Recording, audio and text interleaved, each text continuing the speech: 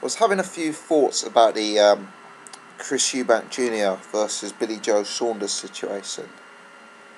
And one line of thought that I went down is that Chris Eubank Jr.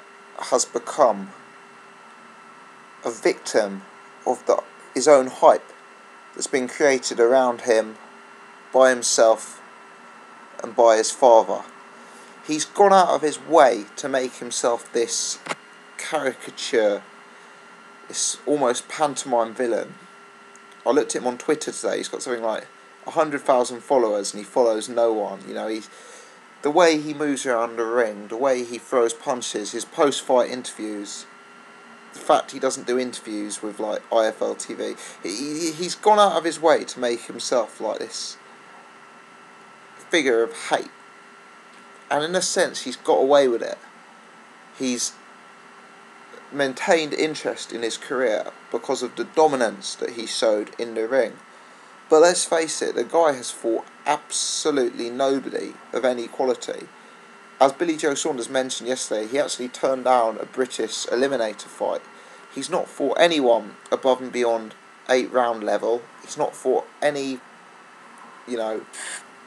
British level opponents, European level opponents, Commonwealth level opponents. And essentially we're talking about a fighter who's looked impressive against a low standard of international journeyman. Now, the problem that creates is twofold. The first is that it doesn't prepare you for fighting the likes of a Billy Joe Saunders. I understand the benefits of a padded record, but the problem is, if you then get thrown in straight to the lions then, Billy Joe Saunders is a top level fighter in my opinion. He's certainly British, Commonwealth, European champion, likely to be a bit better of that. And if you have got no experience of anyone even resembling his hand speed, his movement, his quality in the ring, it's too big a leap. It's like a very, very good football team being completely dominant in League 2 and then skipping League 1, skipping the Championship, going straight into the Premiership. I think he's ill prepared without someone in between, and I wonder whether that was poor planning on their behalf not to put him in with a Nick Blackwell or a John Ryder or someone like that before taking on a fight of this magnitude. I also wonder the way he carries himself, simply the best. Would he be able to fight on if he lost to Billy Joe? If he got stopped by Billy Joe or lost by a wide margin? Does he have a career left? Or the way he's gone about promoting himself and, behaving, would that be the end of his career at such an early stage if he lost to Billy Joe? And I wonder whether it's the combination of the two things that has put him in a position where he's had to withdraw from this fight and had to make sure that it doesn't happen. Let's look. John Ryder, for example, a low-key middleweight, fought at a higher level than Chris Eubank Jr., higher rated than Chris Eubank Jr.